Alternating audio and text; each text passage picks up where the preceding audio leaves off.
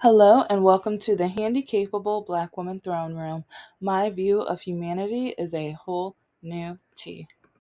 Just know that in this episode, I do bring very briefly some traumatizing ABUSC things from a documentary and also from even life stories and things like that. But it's very briefly, I don't go into any specifics. But if that bothers you in any way, then hopefully I'll see you in another video. But stay beautiful and take care. Just know that in this episode, I do bring very briefly some traumatizing ABUSC.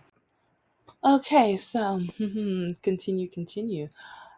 I was thinking about it, and like one day I am going to unblock my ex's wife, like my ex's wife, because Mr. Lockakey married his middle school sweetheart. But if okay, catch up. You have so many episodes to listen and watch and everything with that, because he ended up kind of halfway stalking me after I broke up with him. But it's like he still owed me money and he knew it. And I was trying to get my money back. But this is the guy who blackmailed or threatened and told me, in order for you to get your money, you have to get back with me and sleep with me. And it has to be my quality of bow chicka wow wow. Yeah. Yeah, this guy. But then, while he was looking for me, because I had to block him on two or three different social medias, even I think LinkedIn. But yeah, it was like Facebook, I think LinkedIn, and then Plenty of Fish, because he ended up making another profile and everything. And a couple of, yeah, he like one after another, calling me constantly, even at my jobs. Like while I was working, just kept calling, and to a point where I had to call a lawyer back. And but then he called me so many times, I could never, like, I'm trying to get on my phone, trying to, like, he's calling again. Okay, end it. Trying to call again, end it. And some people are like, why didn't you block him? I should have like just blocked him for at least that period of time. But he still owed me around $300 to $400. And I was trying to at least see, like, even though my mom threatened to throw me out the house if I published my own books, I was at I was tired of not being able to live my dream. So I was going to use that money for an illustrator.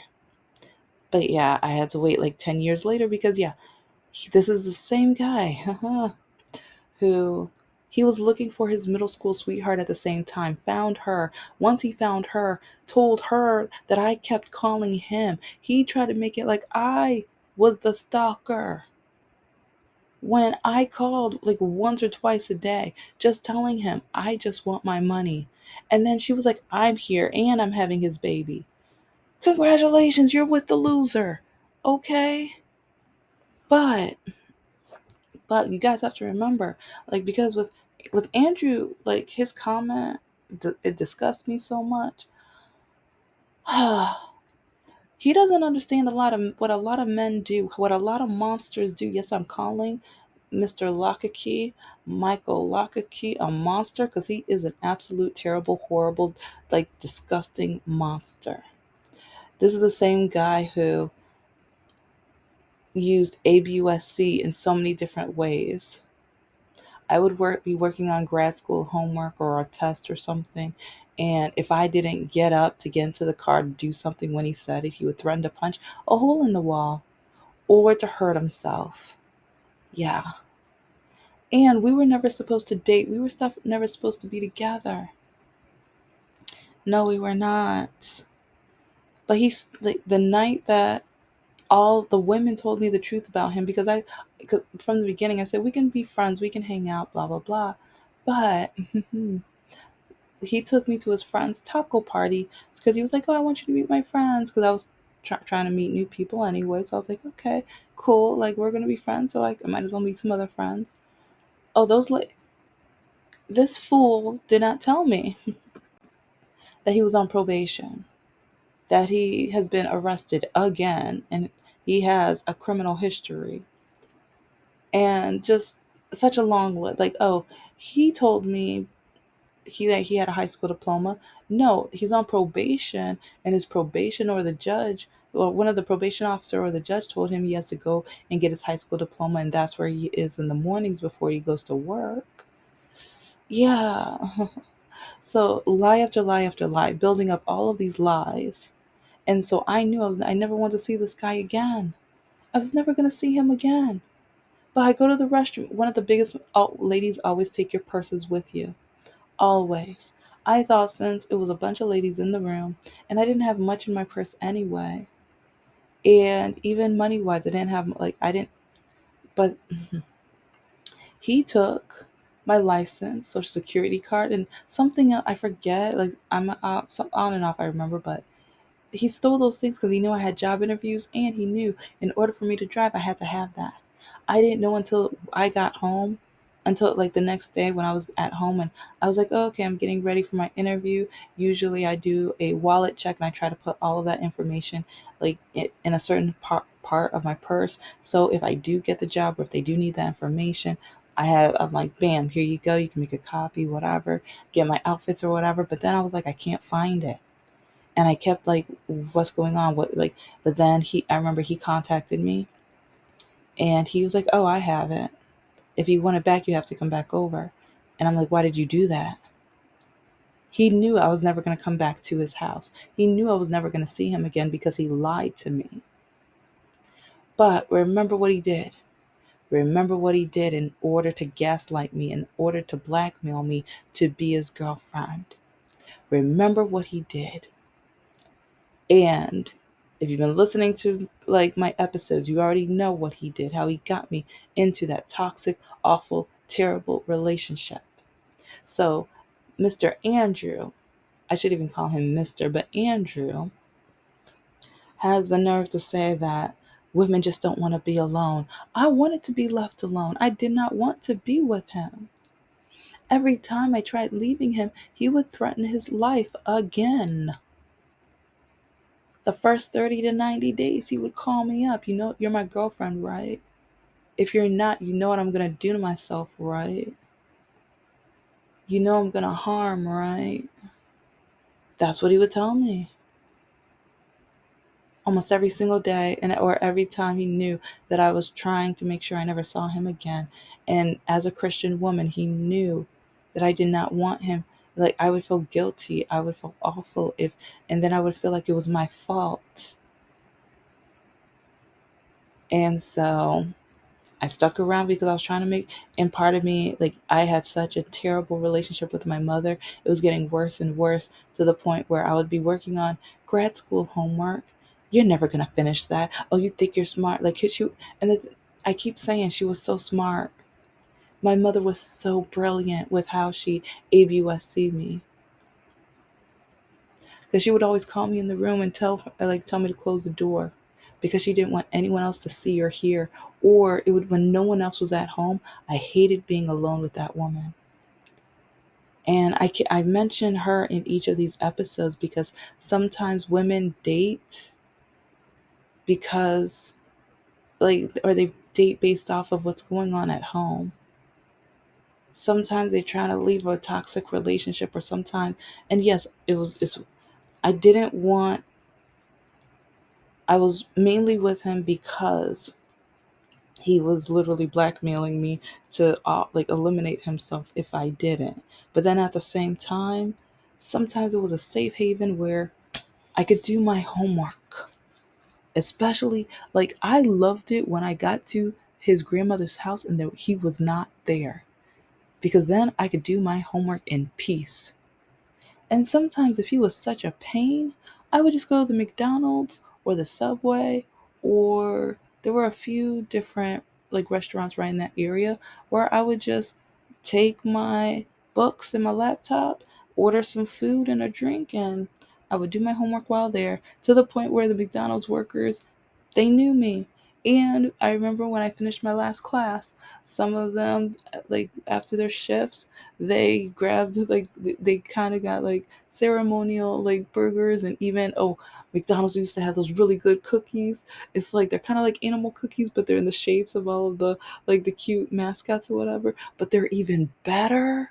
Like okay, it's like I can't stand McDonald's now because they are Orange Man supporters. But if they put those cookies in bags and put them in the grocery store, they could have made more money. Okay, I don't want to help them, but okay, if another company can, make their version of those cookies and do because those are some good like it's like it's about like while working on my grad school homework, I would grab like a bag of those and everything like that. But I remember when I finished, like one of the ladies, she bought like, they told the manager, and the manager, somebody or whatever, they gave me like quite a few to like snack on and enjoy and everything like that. And I think they gave me a graduation McFlurry and stuff. So like I'll never forget that. It's like, and some people don't think that make like fast food workers deserve more. Yes, they do. They deserve a living wage. They deserve to get paid more when they have to deal with awful, terrible, impatient customers. And if a customer thinks they're more special because of their position, yes, they deserve to get paid more because of all of the awful treatment and this like you don't know how much they already have to deal with. It's like with the time management and getting the stuff together and the supplies and you know what? It's like for some probably a simple job, but when it's fast paced and you're on a timer and things like that, and yes, this is off topic, but I don't care. It's they deserve to get a little money, give them a little bit more money. Or no, because they already make a little money, give them a little bit more money, okay? They deserve to get a little money, give them a little bit more money. Or no, because they already make a little money, give them a little. When you have one toxic situation, which Andrew needs to understand, sometimes women, it's not that we are scared of being alone. Sometimes, kind of like based off those Disney movies again, we are trying to escape a bad situation, and sometimes we end up in another bad situation. But sometimes we're in such a rush, and sometimes the guy, he'll show that Prince Charming look, and then until you think you're safe, you think you're saved, and then he turns into the gremlin or the monster or the villain that he really is. Kind of like with Rapunzel, like not her Prince Charming, but the mother Gothel. Yeah, she was so sweet and nice and loving, and unless you behind her back and everything, but on a snap of a finger, she will stab you in the back so quick. Yeah, that's how some of these men are out here. They will be the best boyfriends ever until until oh, I am watching on Netflix or Hulu. I forgot. Like I've been switching back and forth a lot lately. But there's one all about. I think it's called "I Am a Stalker." Oh, the scary thing, like with what Andrew claims, and he's so wrong at. Some women, they show the women and the men, and they're interviewing both. So far, in each and every scenario, the guy was sweet and caring and nice. But then they started cheating. But then they started hitting. Then they started doing trauma, physical or mental trauma. Then they started like consuming special candy. Then they started so many traumatic things and toxic things. But then the woman was trying to leave because they realized you are a monster. But then the guy was like, I will not have it. You will stay with me. And so, in some ways, he has it backwards. Some men refuse to be alone, or some men refuse for a woman to make that decision. Many men, because if you've been watching my episodes, you've been reading so many screenshots. You've been reading so many screenshots. And how some men try to tell me how the man chooses. I don't get to have standards. I don't get to choose. The man is going to choose me, even if I'm not compatible with him, even if I don't like him. Men tell me that I don't get to have standards. I don't get to choose. If a man is opposite than me, I need to just suck it up, buttercup, and accept them. And some of these men are Generation Z. Some of these men are like half my age, and they're trying to tell me what I am supposed to look for. When these little boys, their brains have still not fully developed. They're listening to people like Andrew and other red pill passport bro fools who think they know what they're talking about. When a lot of women are divorcing and leaving because of the men that are like them. That are like them. Some women stay with women, or some women stay with men like them because they might make some money from this. Or it's entertaining to them. They find it funny. They might be in the toxic situation, but money helps you forget toxic, doesn't it? It cleans up some of the toxic memories, doesn't it? Doesn't it? So I'm just with some of the things going on, and with how, just with that one comment that he made, that women are scared to be alone. I I want kids, and in order to have kids, I need a man. I've said this last episode, but that's a big thing. And especially in the Christian community, you're supposed to be married. So if I'm supposed to be married, that means yeah, and I want kids, I kind of need the man so I can have the kids.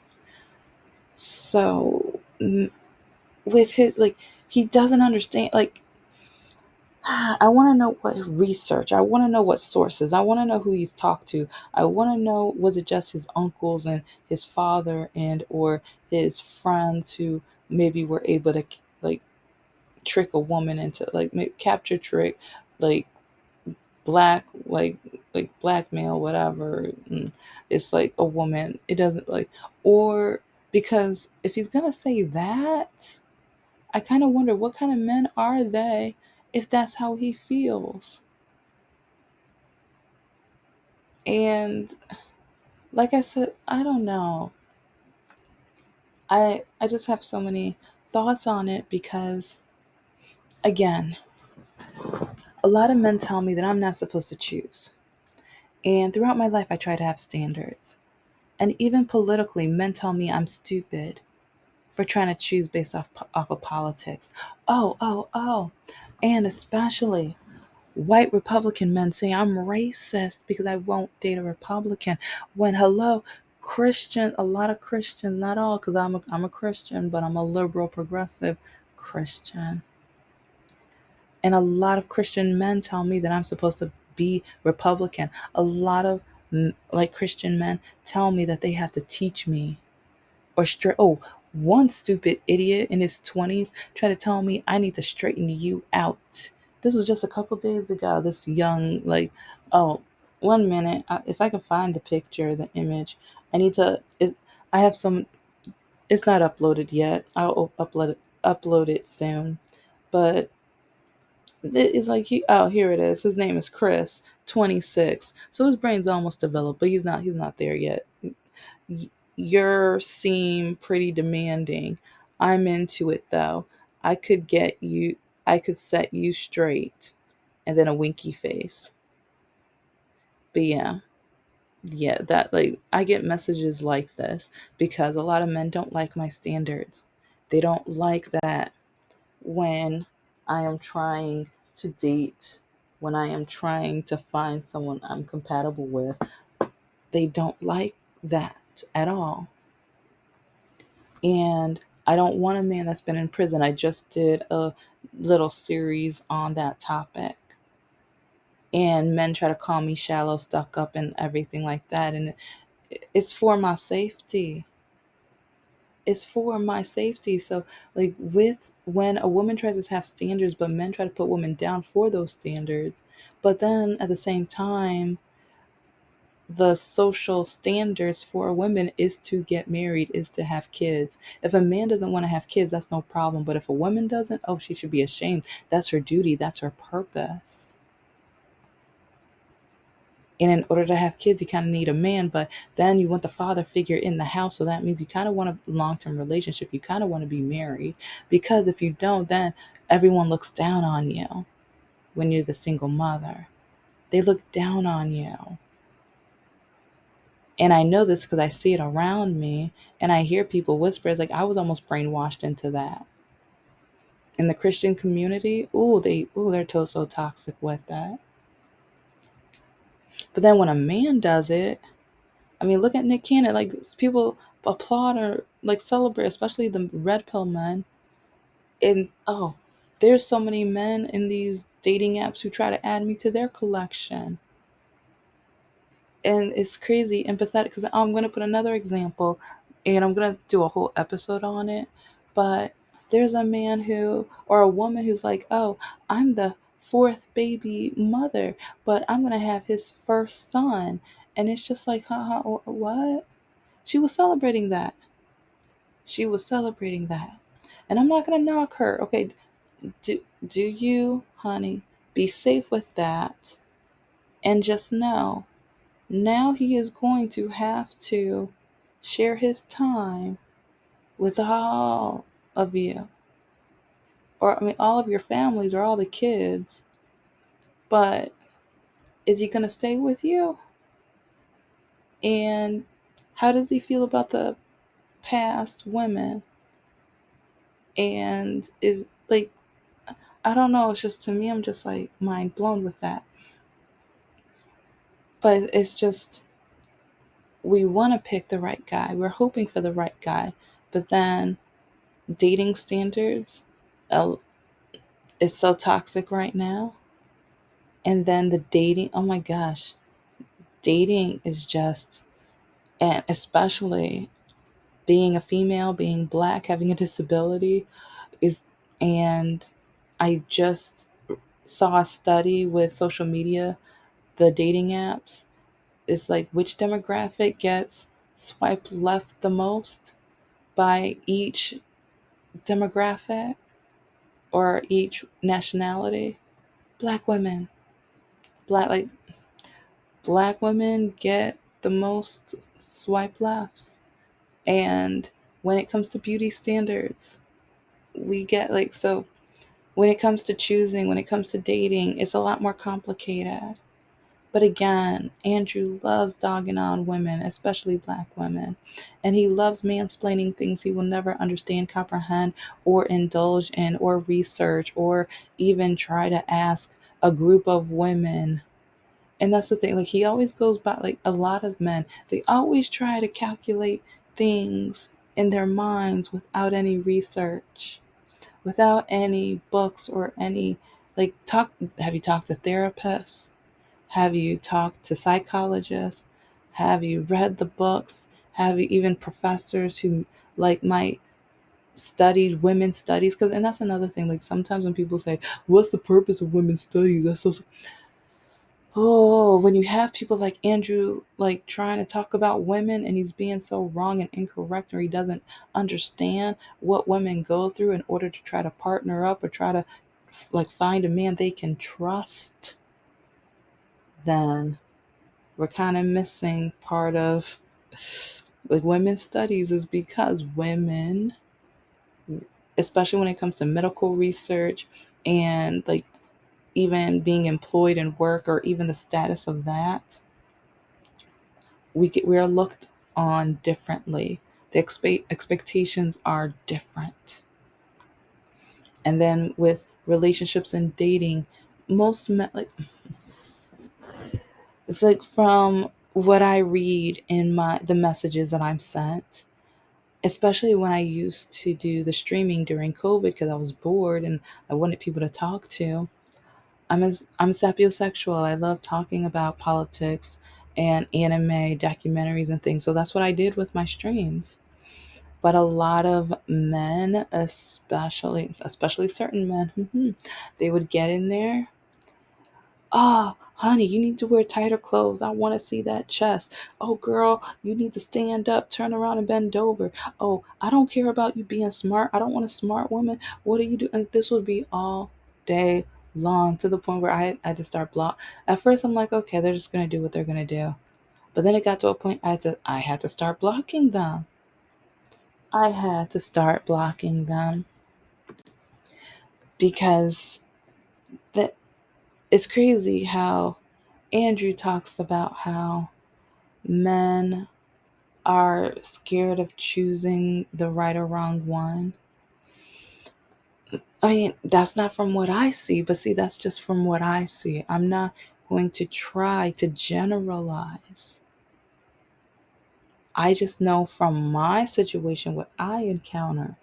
I know, especially having a disability, how men are to me. And I warn people from my perspective, and for women who are like me who may have a disability, especially who are of color, who have a disability, of things that might happen. But I think everyone wants to choose the right person. Do we think differently in that process? Yes. Because again, a lot of men, especially like again with that I Am a Stalker like documentary, each episode the man bragged about, oh, I gave her gifts, and oh, I spoiled her, and I loved Donna, and I did this and I did that. But as soon as he had her, one of the guys beat her. Like, okay, I can't. It's like I don't have any trigger, or I should add a trigger warning. So, but let's just say it was really toxic. And if you can handle watching it, you should watch it.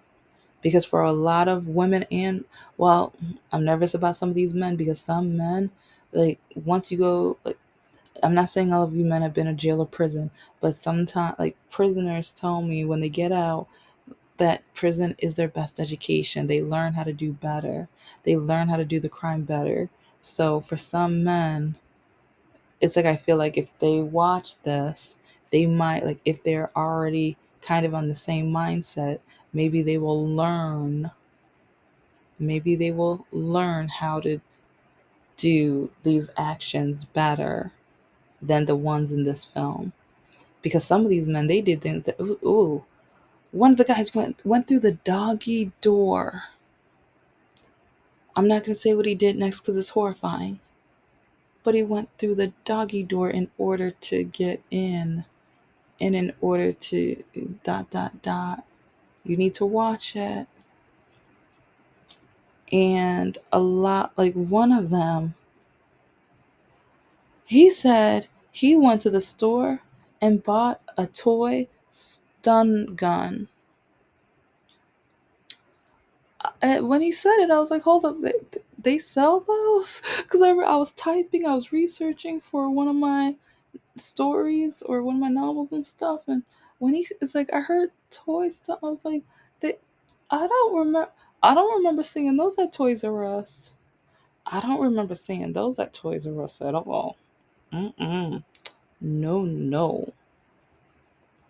And then the therapist, the person who knew what they were talking about, maybe Andrew needs to talk to them and get, their perspective and their specialty, because he doesn't know what in the world he's talking about, in my opinion, of course. This is all in my opinion, of course. But she was talking about and breaking down the psychosis and the thought process and how delusional and everything. Because this guy's still in prison being interviewed, he's still saying it was a toy. No, it wasn't. No, it wasn't. But thank you so much for listening to the Handicapable Black Woman Throne Room. I am a woman, I am of color, and I am handicapable. But most importantly, I am human and you're human too.